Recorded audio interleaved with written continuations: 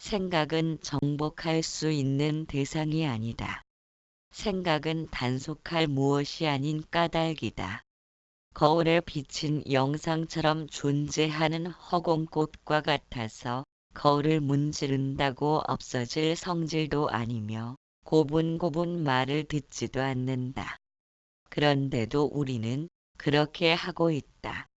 따라서 마음을 정복하려는 것은 사고자를 정복한다는 말이며 마음을 다스린다는 것은 사고자를 다스린다는 의미이다.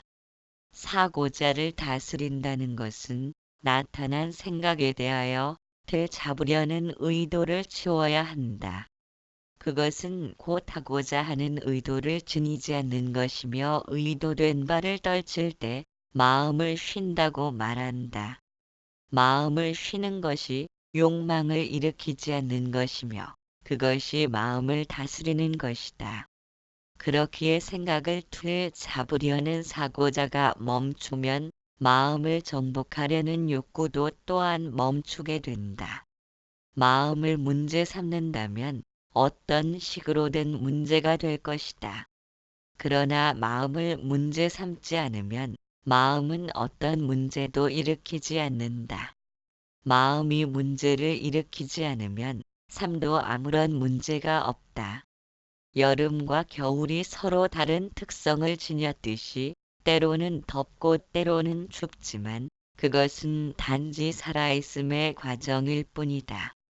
생각과 사고자의 관계를 이해하지 못하면 마음을 깨닫는 것은 불가능하다. 마음을 깨닫는다는 말은 현재의 마음보다 강력하고 파괴력을 지닌 마음이 새롭게 나타나는 것이 아니다. 의도하는 바가 없는 마음을 이루는 것이다. 의도하는 바가 없다는 것은 마음이 사라짐을 의미한다. 그것이 무의며 행하는 바 없이 행함으로 행위자가 없는 것이다. 마음이란 하고자 하는 의도와 같은 말이기 때문에 마음이 존재한다면 자규를 지닌 유의이다. 유의에서 무의로 전환되는 것은 마음이란 본래 없음을 통달해야 한다. 마음이란 육신이 성장하면서 기억과 경험들이 모여 고정된 상상으로 만들어진 허상일 뿐이다. 우리는 그와 같은 허상의 관념으로 인하여 평생을 희롱당하며 살고 있다. 그러나 마음이 본래 없는 물건이라는 것을 안다고 해도 또 다른 오류를 범하게 된다. 본래 없다고 생각하는 것은 무엇인가? 그것도 역시 마음일 것이다. 마음은 우리가 무엇을 하든 간을 끈질기게 따라 붙는다. 심지어는 하고자 하는 의도를 쉬어야겠다고 생각하는 그것도 마음으로 행하는 것이다. 이처럼 이중삼중으로 막아도 그 틈바구니를 비집고 들어오는 것이 마음이다. 만일 마음이 존재하지 않는다면 정보를 잃어버린 컴퓨터처럼 아무런 쓸모가 없을 것이다. 마음만 과거의 이미지로 존재하는 것은 아니다. 육신도 알고 보면 과거의 업으로 이루어진 것이다. 그렇기 때문에 마음에 대하여 무작정 반감을 지녀서도 안 된다. 마음이 없다면 우리가 무엇을 할 수 있겠는가? 단지 마음이 문제를 일으키는 부분만을 해결하면 된다. 마음이 일으키는 폐단 중에서 가장 큰 문제가 있다면 지금 현재의 나를 벗어나 다른 무엇이 되고자 하는 것이다. 우리는 본능적으로 보다 나은 나를 원하고 있다. 그러나 현재 하는 나를 벗어나 다른 사람처럼 되기를 꿈꾼다는 것은 마치 국화가 자신을 버리고 장미로 변하고 싶어 하는 것과 같다. 설령 국화가 장미로 변한다고 해도 거기에 만족하리란 보장은 없다. 변하고 싶어 하는 습성을 지녔다면 또 다른 것을 원할지도 모른다. 지금 현재 하는 나를 받아들이지 못한다는 것은 미래의 모습도 역시 그때 가서는 거부당할 것이기 때문이다. 지금 현재의 내가 조금 부족하고 불만족스럽더라도 이는 그대로의 나를 받아들일 수 있어야 한다. 지금 현재의 내가 가장 올바른 정답이기 때문이다.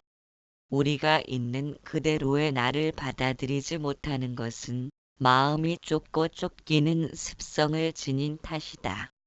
사고자는 항상 생각을 쫓으려 하고 있다.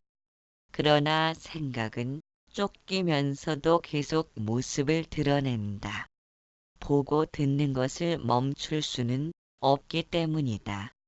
내면에서 무엇보다 좁고 쫓기는 패단을 멈추지 못하면 갈등과 혼란은 계속되어질 것이다.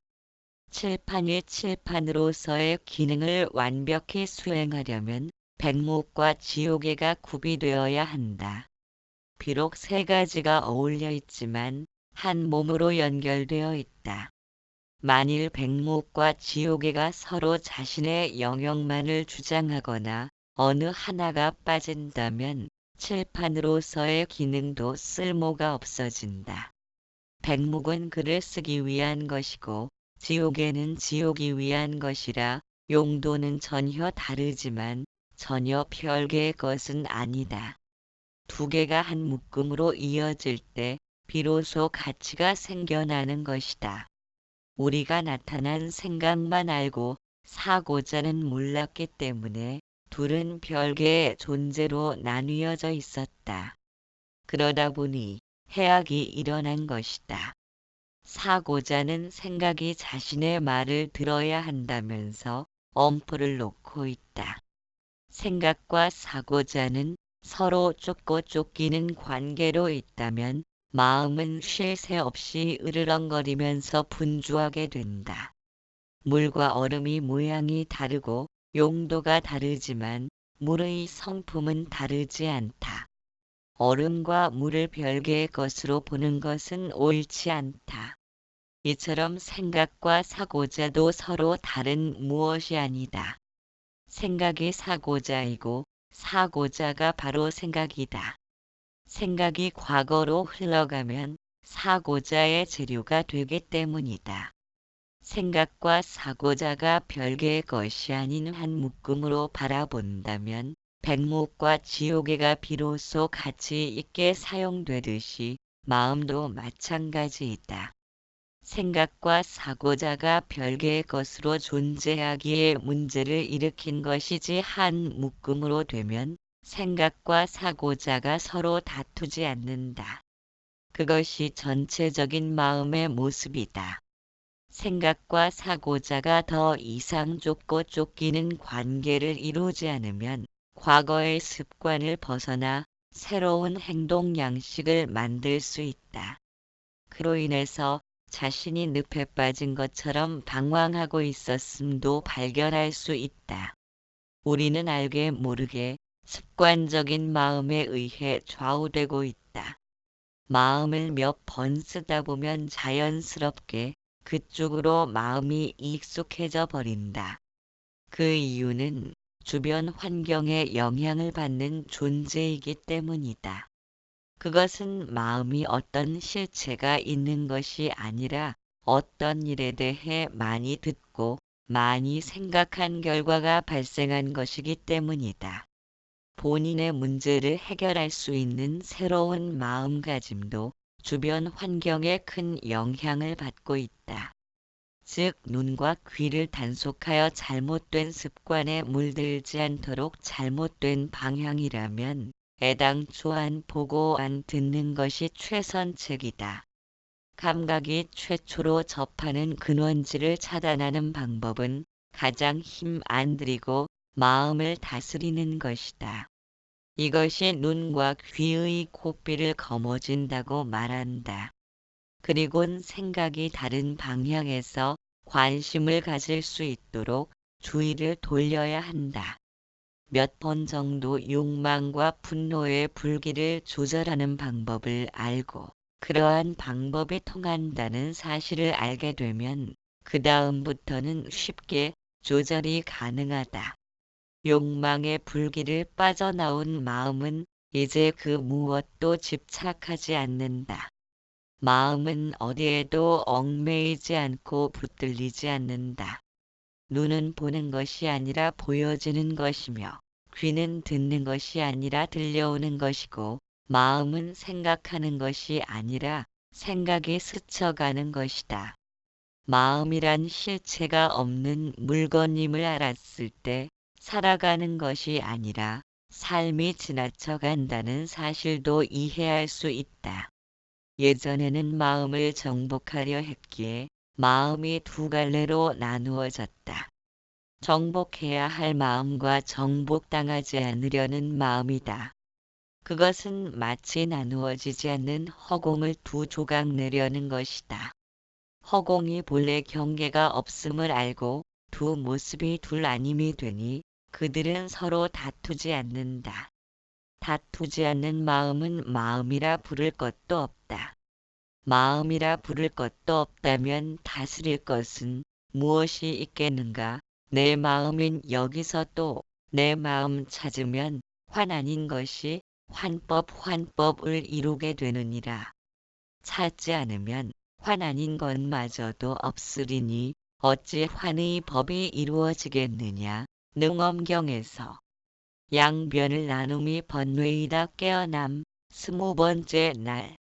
진리란 얻고 구할 바가 없을 때 드러난다고 한다.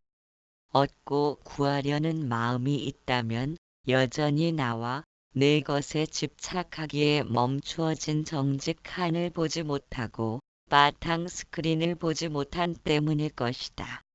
집착하는 마음으로 세상을 둘러본들 거기에 절대적 진리는 존재하지 않는다. 영상이 스크린을 가득 채웠기에 스크린은 보이지 않음과 같다. 그렇게 마음을 먼저 깨닫고 진리를 구해야 한다. 아무리 고통 없는 진리를 구한다 해도 현상 세계에 머물러 있는 양변의 초점으로는 결코 발견될 성질이 아니다. 마음을 먼저 깨닫는다는 말은 자신이 무명의 늪에 빠져 있음을 알아야 한다. 어떤 이유로 무명의 늪에 빠져 있으며 무언가를 착각하고 있음을 발견해야 한다는 것이다. 분명히 무언가가 잘못되었기에 윤회라는 고통의 굴레를 벗어나지 못하는 것이다. 세상에 대하여 얻고 구하려는 집착이 남아있다면 그것은 여전히 동쪽을 남쪽으로 알고 가는 중이다. 잘못 가고 있음을 안다면 그 즉시 자신이 걸어온 길에 미련두지 않을 것이며 그 자리에서 멈출 것이다. 그 자리에서 멈추지 못한다면 그것은 여전히 마음을 깨닫지 못한 것이다. 마음을 깨달아 단박 그 자리에서 멈추어 섰다고 해도 오랜 시간을 살아온 습기는 계속해서 세상에 뿌리를 내리고 싶어 한다. 브레이크를 밟아도 미끄러짐과 같다. 뿌리를 내리고 싶어 하는 마음은 미세한 번뇌라고 하며 생명체가 지닌 본능에 해당될 것이다. 그것을 고요한 상태로서 흙 앙금을 가라앉히듯 하면 맑은 물이 드러난다. 이러한 과정을 마음을 닦는다고 표현한다.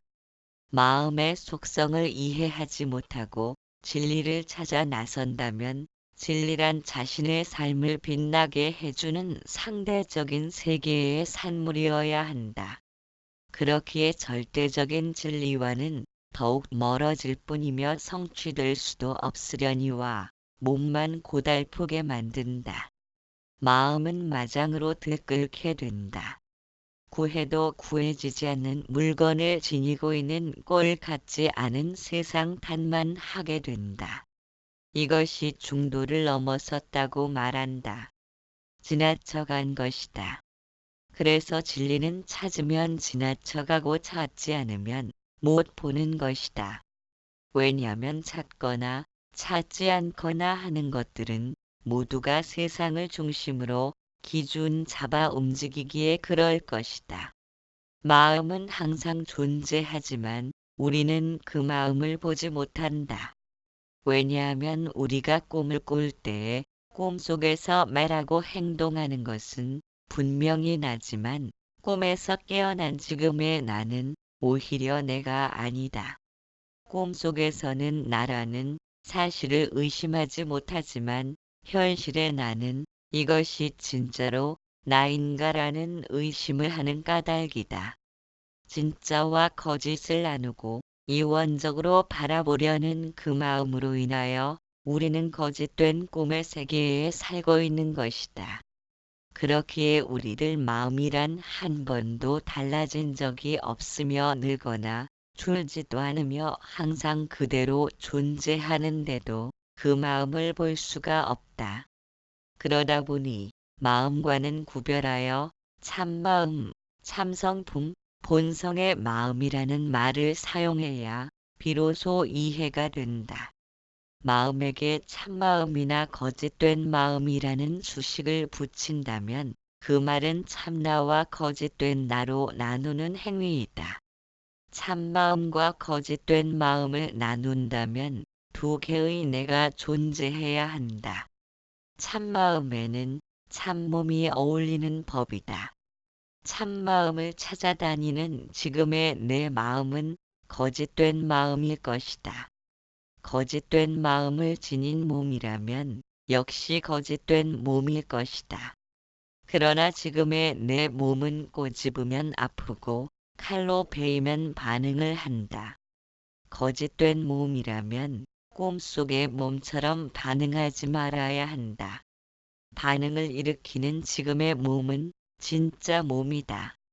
그렇다면 진짜 몸에는 진짜 마음이 있을 테니까 제대로 찾아 나서려면 거짓된 마음을 찾아 나서야 한다. 그런데 어찌된 일인지 참마음을 찾고 있다. 그래서 우리가 참마음을 찾는다면 실패할 것이다. 진짜 몸에는 진짜 마음이 존재할 것이니 찾아다니려면 거짓된 마음을 찾아야 한다. 그런데 거짓된 마음은 찾아서 무엇에 쓰려고 하는가? 자극에 반응을 하는 진짜의 몸으로 참마음을 찾는다는 것은 무언가 앞뒤가 맞질 않는다. 그래서 우리는 찾고자 하면 결코 찾을 수 없다. 찾고 있는 그 물건이 참마음인 까닭이다. 우리가 찾고 구하는 것은 이치에 맞지 않는데도 그것을 내려놓지 못하는 탓으로 꿈속을 방황하고 있다. 무언가 논리적으로도 맞지 않은 것을 찾아 헤매며 무수한 세월 동안 고통의 굴레를 전전해왔기에 무명이라고 부른다. 수없이 많은 꿈을 꾸면서도 단 한 번도 꿈이라는 사실을 의심하지 못한다. 그런데 깨고 나면 비로소 허망한 꿈이었음을 알아차린다. 그렇다면 지금의 우리가 현실이라고 생각하지만 어쩌면 꿈속에서 살고 있는지도 모른다. 그런데도 실제 한다고 생각하는 것은 마치 꿈을 꾸면서도 이것이 꿈이라고는 생각해내지 못하는 것과 같다. 현실에서 살면서도 꿈꾸기를 행하는 것은 진짜와 거짓의 구분 지음을 통해 취사 선택의 의도가 존재하기 때문일 것이다. 행복과 불행, 밉고 곱고 하는 상대적인 개념들이 깊숙이 자리 잡은 탓으로 생각의 굴레를 벗어나지 못한다. 마음을 진짜와 거짓으로 구분 지음은 아무 필요가 없는 관념에 불과하다. 왜냐하면 내가 나인데 다시 거기에서 옳은 나라거나 거짓된 나라는 주장을 세움과 같다. 참마음을 찾거나 진리를 깨닫고자 생각한다면 이것을 버리고 저것을 취하려는 상대적인 습성에서 벗어날 수 없다. 그런 까닭으로 참마음을 찾으려는 것은 꿈속의 사과를 구하는 것과 같다. 참마음이라는 것도 집착을 일으키는 허망함에서 벗어나기 위한 이해를 돕는 것이지 그런 것은 실제로 존재하지 않는지도 모른다. 꿈에서 깨어나면 꿈속에서 찾던 것들을 다시 찾겠다고 생각할 필요도 없고 찾지 말아야겠다는 생각도 필요치 않다. 그러나 꿈에서 찾던 것을 찾겠다거나 찾지 말아야겠다는 생각을 일으킨다면 여전히 꿈속을 헤매는 것이다. 그렇기에 참마음이란 찾거나 찾지 말아야겠다는 생각이 흔적조차 없을 때 불현듯 등장하는 것이다. 완전한 꿈깸을 했기 때문이다. 그런데도 우리는 참나의 존재를 잊기가 쉽지 않다. 마음의 한쪽 구석에서는 여전히 찾아 나섬을 쉬지 못한다. 마음이 생각을 앞서 나가는 까닭이다. 생각이 일으킨 그림자가 마음에 쌓여있는 탓으로 생각으로는 참마음 찾기를 멈춘다고 해도 여전히 마음은 찾아 헤맨다. 완전히 멈추어 설 수 있는 것은 북쪽을 남쪽으로 알고 가던 사람이 자신이 잘못된 길로 들어섰다는 것을 알아차렸을 때뿐이다. 진짜와 거짓을 나누려는 허망한 분별을 쥐고 세상 곳곳을 돌아다녀도 참마음을 찾을 수는 없다. 오히려 점점 참마음을 등지고 벗어나기만 할 뿐이다. 그래서 지혜로운 사람은 세상에서는 쥐고 있을 것도 없지만 버릴 것도 없음을 아는 사람이다. 그는 세상이 실제한다거나 또는 공하다는 생각도 일으키지 않는다. 생각의 모양 지음이 곧 견해와 의도를 일으키는 고통의 굴레임을 알아차린 때문일 것이다. 밖을 향하던 마음의 초점이 자신에게 맞추어진다. 상대적인 세계를 벗어나 절대적인 세계로 들어서는 것이다. 내일이나 미래의 언젠간 이라는 단어가 주는 허구성을 알아차리고 지금 이 순간을 부둥켜 안고 불꽃처럼 살아간다. 왜냐하면 존재하는 것은 오직 지금 이 순간뿐이기 때문이다. 맴도는 생각의 굴레 깨어남 21번째 날. 통 돌리는 다람쥐처럼 지금 현재의 내가 아닌 미래의 나를 찾아 방황한다면 목표를 달성했다 손쳐도 그와 같은 습성으로 인하여 또 다른 미래의 나를 찾으려는 목표가 설정될 것이다. 지금 현재 모습의 나를 똑바로 쳐다보지 못한다면 미래의 나를 똑바로 보기란 더욱 힘들어질 것이다. 어딘가를 향해서 발을 내딛는 것이 아니라 발 내딛는 그 자리가 목적지이고 숨 쉬고 맥박이 뛰는 지금 이 순간이 목표여야 한다. 목적하는 발을 따로 지니지 않는다면 살아있는 매 순간이 목적지이다. 지금 이 순간을 목적한다면 마음은 더 이상 꿈꾸지 못한다. 꿈꾸지 않는 마음이 본성이며 그것이 본래 우리의 마음이다. 우리가 경험한 바와 같이 너무 마음을 따라 움직이면 실천력이 감소하는 것을 알 수 있다. 그렇기에 말이 많으면 행동이 경솔해지기 쉬운 법이다. 자신의 삶의 주인이 된다는 것은 본인의 마음을 다스릴 줄 안다는 것이다. 마음을 다스리기 위해서는 그만큼 진화된 영적 의식을 필요로 하지만 그 길이 평탄하지는 않을 것이다. 왜냐하면 우리가 익히 들어 알고 느끼는 방식으로는 접근할 수가 없는 탓이다. 우리는 일상생활에서 무수한 부분을 생각에 쌓여 살아가고 있다. 식사할 때도 잡다한 생각들이 끊임없이 솟구치며 움직이고 있다. 우리는 집착이라는 무수한 옷을 입고 있다. 다른 사람들보다 우월한 그 자리에는 항상 중심되는 내가 존재해야 하기 때문이다. 이러한 집착의 원인은 육신이란 정신의 집착인 관념 즉 사고의 덩어리가 뭉쳐 생명체를 탄생시키는 요인이 되었기 때문이다. 그래서 탐욕으로 목숨을 지켜나가고 애욕으로 종족을 번식하고 분노로서 자신과 자신의 소유물을 방어하는 것이다. 애착과 원망을 드러내는 과정을 통해 마음은 소유와 지배를 행하고 싶어 하는 것이 본능이다. 모든 인류의 공통적인 특성은 지금 현재의 자신보다는 더 나은 존재로 탈바꿈하려는 의지를 지니고 있다는 것이다.